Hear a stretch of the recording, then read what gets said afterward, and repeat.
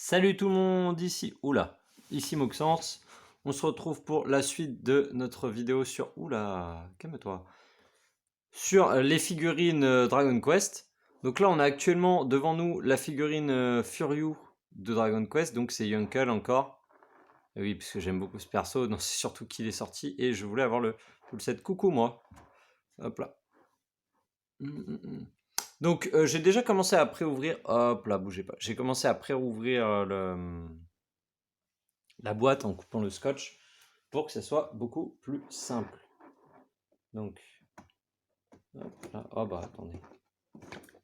Attendez. Là il est abîmé déjà. Oh, t'es un peu abîmé. Ah non. Non. Allez. Ah putain, je te jure. Aïe. Hop là. Je vous sors ça. Donc pareil, hein, même si c'est Furyu, ça se présente à peu près pareil. C'est-à-dire le minima de plastique, juste ce qu'il faut. Juste ce qui est nécessaire, et le socle. On va regarder le socle tout de suite. Alors, il faut savoir que la Furyu ou la Sega coûtent le même prix. Alors, hop là. Hop là.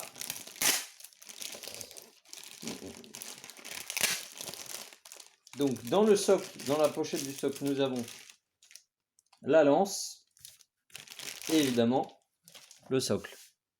Alors, le socle, bah, c'est un socle classique, quoi. Et c'est là que je trouve que la petite touche de Sega fait la différence. Alors, en fait, c'est pas tout à fait vrai. Parce que le socle de Sega est un socle plastique mat. Vous voyez? Ça, c'est un socle plastique brillant. Je pense qu'on voit bien la diff. Donc après, il faut voir ce que ça rend. Honnêtement, peut-être que ça peut rendre mieux que celui de Sega, mais j'ai une petite préférence pour l'instant. Celui de Sega où justement c'est mat, mais il y a le petit logo qui fait la diff pour moi. C'est le petit logo qui fait la diff actuellement. Attendez, bougez pas, j'essaie d'ouvrir la lance, voir si le sachet il est bien scotché comme il faut. Je peux vous assurer que ça rigole pas. Allez, voilà. Bon, c'est pas grave, de toute façon, j'allais pas le garder le sachet. Et hop là. Donc, la lance. Et ben, voyez, je pense que la lance, c'est exactement ce qu'il aurait fallu faire pour l'épée. Vous voyez cette brillance, etc. Style un peu métallique. C'est ce qu'il aurait peut-être fallu faire pour l'armure et l'épée de Yunkel. Honnêtement, je pense que ça va se voir, mais je pense que je vais préférer celle de Furyu. Et ça, c'est parce que, à mon avis, le gris métal que je vois pour la lance, je suis en train de voir, mais la figurine, j'ai l'impression qu'elle a à peu près ce gris métal là. Et ça me plaît beaucoup. Ça me plaît beaucoup. Alors, par contre, oh, les socles plastiques sont très souples. Bon, alors, je vais juste faire comme ça. Sortir la figurine. Donc, la figurine est bien emballée. Hop. Et je vais mettre ça de côté. Oh là là. Je vais de ce pas poser la figurine. Oh là là. Je peux vous dire que là, je suis en train de la regarder un petit peu. Je suis désolé, hein. Je l'admire de mon côté. Elle est très jolie. Alors, c'est comme ça? Non, ça m'étonnerait. Je pense que c'est... Ouais, ça me paraît plus logique que ce soit comme ça. Donc, le pied ici et le deuxième pied... Alors... Hop. Hop là. Donc là, attendez. Est-ce qu'on peut zoomer un peu? Alors, la qualité de mon appareil est merdique. Donc là, on peut admirer. Vous voyez ce gris métal, contrairement au bleu pâle qui est là-bas. Alors, le bleu pâle donne un petit style. Honnêtement, j'aime bien les deux. Mais c'est vrai que... Aïe, aïe, aïe, aïe, aïe, aïe, aïe. Ah, ce gris métal là. Je peux vous assurer que ça rend bien. Je peux vous assurer que... De mon point de vue à moi, ça rend très très bien. Alors, il y a quand même quelques défauts. On va voir... Pareil. Ah oui, mais putain, les reflets vont faire que vous n'allez pas les voir. Ah, peut-être que... Hop, hop, hop. Allez, le focus. Ouais, vous n'allez pas pouvoir les voir. S'il n'arrive pas à faire le focus. On voit quand même là la trace plastique ici. Il y a quand même quelques petits défauts, bah, notamment le socle. Le socle qui n'est pas 100% clean chez moi. Pop, pop, pop. Mais ça reste une très très très belle figurine. Pareil, 20 balles. Les cheveux, j'aime beaucoup. La qualité des cheveux, j'aime beaucoup. Le visage, on va zoomer un peu. La qualité du visage, je vais essayer de, hop, de vous mettre le premier visage. Alors, hop là. On voit bien que c'est globalement de la même qualité. Après, pour ce qui est de la lance, on va l'équiper tout de suite pour voir comment ça fait. Hop là. Donc, la lance, hop, elle se déclipe comme ceci. Voilà. Attendez, je dézoome. Hop là. Donc, vous faites passer comme ceci dans la main. Ouh là là. Ouh, c'est tendax. Attendez, je vais le faire hors cam. Ça permettra d'être plus précis. Voilà. Alors, la technique, c'est quand vous enfoncez, tournez. Ça marche plus en général. Hop là. C'est peut-être un peu trop. Hop. Et je vais mettre la pointe. Voilà. Aïe, aïe, aïe, aïe, aïe. On est quand même sur de la belle figurine. Hein. Je pense que les deux gammes, donc Furyu et Sega, se valent un petit peu. Il y a des avantages et des défauts des deux côtés, je pense. Bougez pas, je décale ça le temps de m'asseoir. Après, hop, hop, hop. Hop là.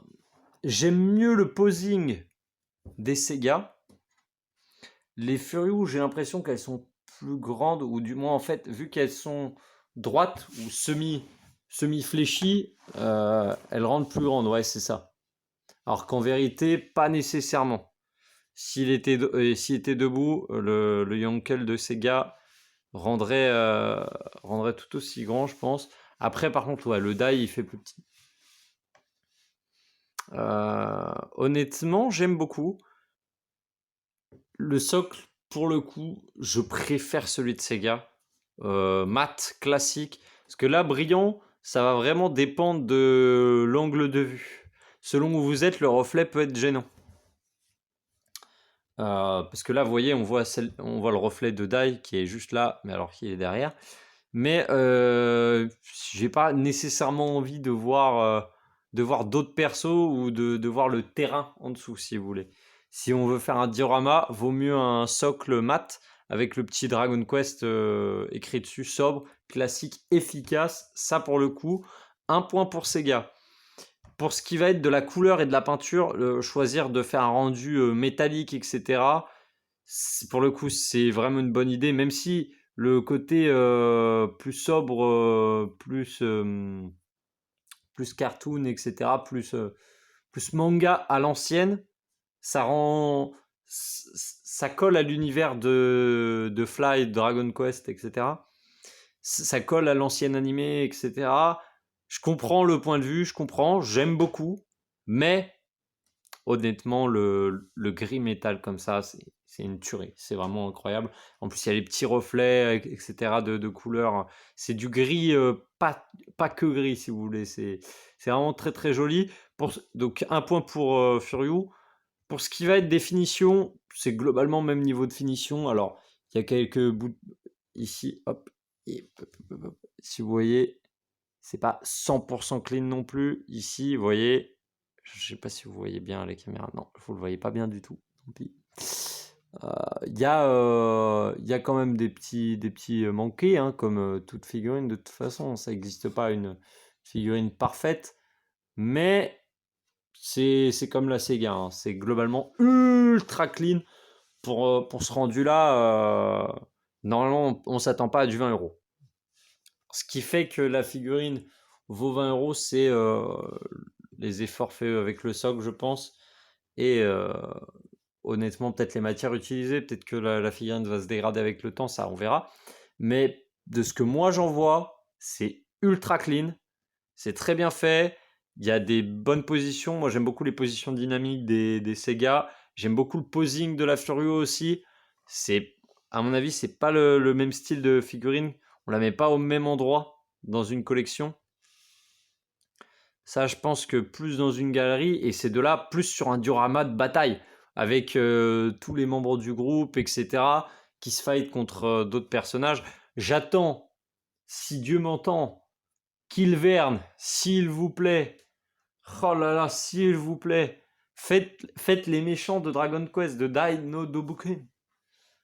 C'est très important. Honnêtement, je pense que les deux figurines se valent. J'ai pas vraiment de préférence. Euh, pour le coup, je les mettrai pas dans le même endroit dans ma collection, mais c'est de la qualité. Que ça soit Furyu ou Sega, foncez, c'est pas cher, c'est très propre et il y a beaucoup de choix. C'est vraiment très très bien. Après, si vous préférez les figurines de meufs ou excusez-moi ou les figurines moins d'autres licences, Sega et Furyu, ils ont. J'ai notamment vu des Hatsune Miku, etc. de très bonne qualité à des prix défiant toute concurrence. Honnêtement, allez-y. Si c'est votre délire, let's go. Moi, je suis pas dedans, mais je comprends. Et honnêtement, on est sur de la figurine de très bonne qualité. Pour un rapport qualité-prix, je rappelle, 18 € chacune des figurines que vous voyez là. 18 €. Honnêtement, pour 18 balles aujourd'hui, on n'a pas grand-chose en figurine. On a des... pour 18 balles, on a quoi on a des gunpla, taille 11 cm. Là, on est sur du bon 15-16 cm. On est sur de la figurine de haute qualité. Il n'y a presque pas de défaut. Du posing assez incroyable, etc. D'une licence où il y a peu de figurines, hein, je rappelle. Les figurines Fly, il n'y en a pas des masses. Hein. C'est pas la foire à la saucisse. Hein. Je peux vous assurer que on n'est pas sur une collection incroyable. Hein. Avoir le full set des figurines Fly, c'est pas très dur. Tu sors un petit billet pour celle de l'anniversaire qui coûte un peu cher. Les autres, c'est facile à avoir. Honnêtement, euh, c'est pas très dur à avoir un full set des figurines Fly. Et ça fait plaisir de voir des figurines de cette qualité-là. Parce que les premières, les anciennes, celles qui ont 20 ans maintenant, je peux vous assurer que ça faisait jouer McDonald's. Hein. Ça faisait ce Power Rangers, si vous voulez. Voilà. Qualité Power Rangers sûrement. Donc, honnêtement, les figurines Sega, les figurines Furyu, foncez, c'est officiel. C'est de la qualité. Il y a un bon rapport qualité-prix. Il y a du choix. Il y a tout. Il y a vraiment, pour moi, ça devient, on va dire, moi qui aime pas trop les figurines, on va dire low cost, notamment les bandes Presto, parce que je trouve qu'elles sont souvent mal faites, parce qu'il faut les clipper en deux parties, que c'est souvent mal agencé, etc. Là, il n'y a pas ce défaut parce que c'est en une seule partie. C'est bien, c'est parfait. Honnêtement, pour moi, Banpresto, c'est l'équivalent d'un Big Mac. Là, on a l'équivalent d'un bon petit steak tartare, si vous voulez. C'est pas pareil. Il y a le steak haché Charal et le steak tartare du resto. C'est pas pareil. Là, je peux vous dire que niveau rapport qualité-prix, je pense que c'est imbattable. Je pense honnêtement que c'est le moment. Avant qu'il monte en gamme et que ça devienne de plus en plus cher. Moi, je vous le dis, pour moi, à 18 dollars, la figurine, c'est pas cher. C'est pas cher et c'est très bien. C'est très très bien. Donc voilà. J'espère que ça vous a plu. Je reviendrai bientôt pour d'autres vidéos. Alors malheureusement, je vais les poster en 3 parties, hein, ces vidéos, vous le savez, hein, vous vous en doutez. Mais pas de chance pour vous. Moi, ça m'aura pris 30 minutes de ma vie. Un peu plus. Bon. En tout cas, prenez soin de vous. Collectionnez bien. Je vais me chauffer à faire un Discord. Je vais me chauffer à faire des trucs pour poster les figurines, comment je les pose dans ma collection, etc. Et pour voir si jamais ça vous intéresse, voir vos collections à vous, peut-être même commenter. Un jour, je ferai peut-être des vidéos sur. Je commente les collections de mes abonnés, hein. Si un jour j'ai des abonnés, hein, qui sait, si Dieu le veut. En tout cas, à bientôt. Et portez-vous bien. Ciao, bye.